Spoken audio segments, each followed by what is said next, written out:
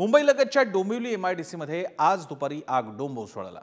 अमुदाम कंपनीत झालेल्या स्फोटानंतर इतरही अनेक कंपन्यांना आगीचा फटका बसला। या दुर्घटनेत आतापर्यंत 8 जणांचा मृत्यू झाला असून 50 पेक्षा अधिक जण जखमी झाले। स्फोट इतका भयंकर होता की 3 किलोमीटर परिसरातल्या इमारतींच्या खिडक्या आणि काचा फुटल्या। MIDCला लागून असलेल्या असुरक्षित डोंबिवलीचा मुद्दा या निमित्तानं पुन्हा एकदा अधोरेखित झालाय।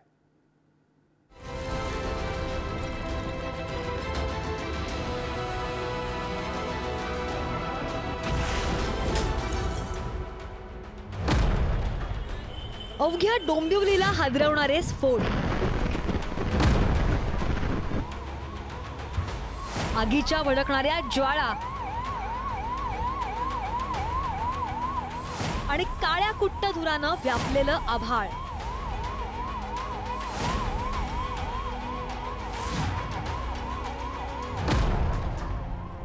कोणाला काही अंदाजच येत नव्हता इतका भयावह असा हा घटनाक्रम। परिसरातील अनेक घरांच्या, कार्यालयांच्या खिडक्यांच्या काचांचा, रस्त्यावरून धावणाऱ्या, कडेला पार्क केलेल्या गाड्यांच्या काचांचा क्षणात खच पडला। कारण डोंबिवलीच्या फेज 2 मधील अमुदाम केमिकल कंपनीमध्ये एकामागोमाग 4 बॉयलरचे स्फोट झाले आणि त्यानंतर उठलेल्या आगीच्या लोटांमुळे कंपनी बेचिराख झाली।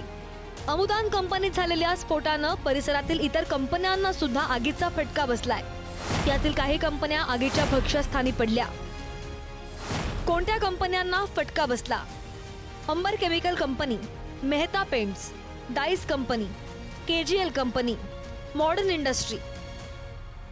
समोर जर आपण पाहिलं तर शोरूम, हुंडाई शोरूमचं जे सर्व्हिस सेंटर आहे त्या ठिकाणी ह्या स्फोटामुळे प्रचंड आग जी लागलेली, भीषण आग लागलेली आपल्याला पाहायला मिळते। फायर ब्रिगेडचे जे जवान आहेत, अग्निशमन दलाचे जवान, हे आग विझवण्याचा प्रयत्न करतात।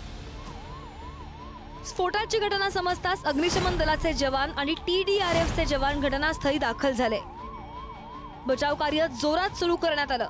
परिसरातील कंपन्यांमधील सामान हलवण्यात आलं, तर आग लागलेल्या कंपन्यांमध्ये अडकलेल्यांची सुटका करण्यात आली।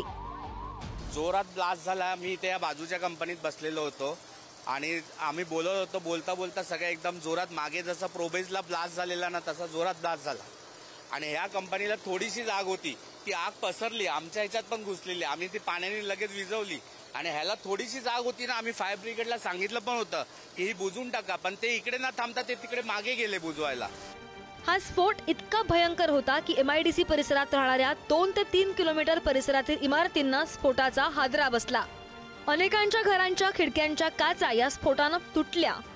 शहरालगत असलेल्या MIDC मधल्या स्फोटानं डोंबिवलीकर चांगलेच धास्तावलेत।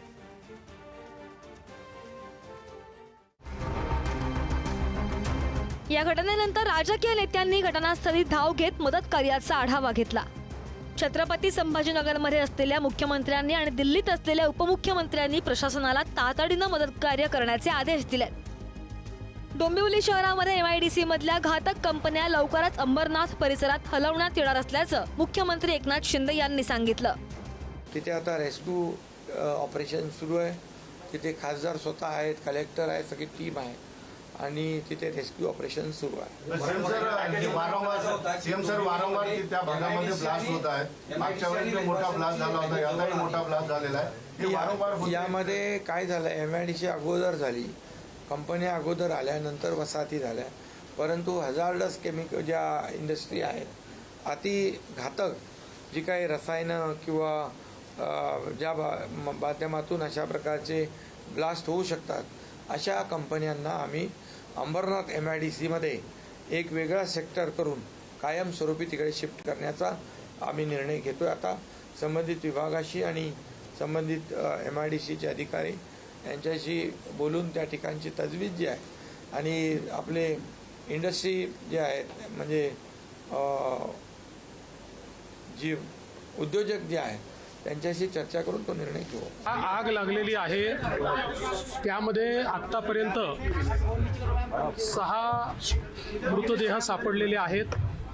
48 लोक इंज्युअर्ड आहेत, ज्यांना एम्समध्ये आणि ग्लोबल हॉस्पिटलला आणि नेपच्यून हॉस्पिटलला त्या ठिकाणी ॲडमिट केलेलं आहे। ती आग पूर्णपणे कंट्रोलमध्ये आणण्याचा प्रयत्न चाललेला आहे। जवळपास सर्व प्रकारचे इक्विपमेंट्स त्या ठिकाणी आहेत. NDRF, SDRF, TDRF अशा सगळ्या टीम्स त्या ठिकाणी सातत्याने काम करत आहेत आणि आजूबाजूला कुठे ती आग पसरू नये, कारण इंडस्ट्रियल एरिया आहे, त्यामुळे त्याचा देखील प्रयत्न चाललेला आहे. बऱ्यापैकी आग आटोक्यामध्ये आलेली आहे असं MIDCच्या जे आमचे ओगले म्हणून चीफ आहेत फायर ब्रिगेडचे, त्यांनी मला माहिती दिलेली आहे. पण दुर्दैवानं आता हे सगळं रेस्क्यू करत असताना 3 मृतदेह त्यांना या ठिकाणी सापडलेले आहेत. त्यांनी ते शिफ्ट केलेत. अजून कॅज्युअलिटी किती आहे हे अजून आमच्या अधिकाऱ्यांना देखील कळत नाहीये. परंतु आग आटोक्यामध्ये येते अशा पद्धतीचं आमच्या फायर ब्रिगेडच्या सगळ्या अधिकाऱ्यांनी सांगितलंय. 1 तास 1.5 तासामध्ये पूर्ण आग आटोक्यामध्ये येईल असं चित्र आहे आणि त्याच्यानंतरच आपल्याला कळू शकेल की नक्की जीवितहानी किती झालेली आहे, किती मृतदेह बाहेर आणलेले आहेत, किती अजून आत आहेत. परंतु आतापर्यंतचा आकडा जर आपण काढला तर 3 मृतदेह हे आता एम्स हॉस्पिटलला नेलेले आहेत. डोंबिवली MIDC मध्ये उठणारे आगडोंब ही काही नवी बाब राहिलेली नाहीये. सातत्यानं या घटनेनंतर डोंबिवलीकरांच्या सुरक्षेची चर्चा होतीये. कारवाईची आश्वासनं सुद्धा मिळतात, मात्र त्यानंतर प्रशासन आणि राजकीय नेत्यांना त्याचा विसर पडल्याचं दिसतं. संपूर्ण घटना म्हणजे असं झालं की पहिला आम्हाला समजलं नाही की नेमकं काय झालं ते. पहिल्यांदा आम्हाला असं वाटलं की भूकंप वगैरे झाला की काय, पण नंतर जसा ब्लास्ट झाला तशी आग यायला लागली आणि खूप आगीच्या झळ्या आमच्यापर्यंत यायला लागल्या. मग आम्ही आणि वरचे आमचे पत्रे शेड वगैरे सगळे आजूबाजूचे वस्तू सगळ्या हलायला लागल्या. मग आम्ही तिथून पळ काढला. की आमच्या कंपनीमध्ये नाही बोलता त्या बॉयलरचा एक 50 किलोच्या पण वर असेल, 100 किलो, 5-10 जणांना उचलत नाही असा पत्रा तो तिथून येऊन इथे आमच्या कंपनीत पडलाय. एवढा मोठा पत्रा की तो 10-15 जणांना पण उचलता नाही, तो तिथून इथे पडलाय.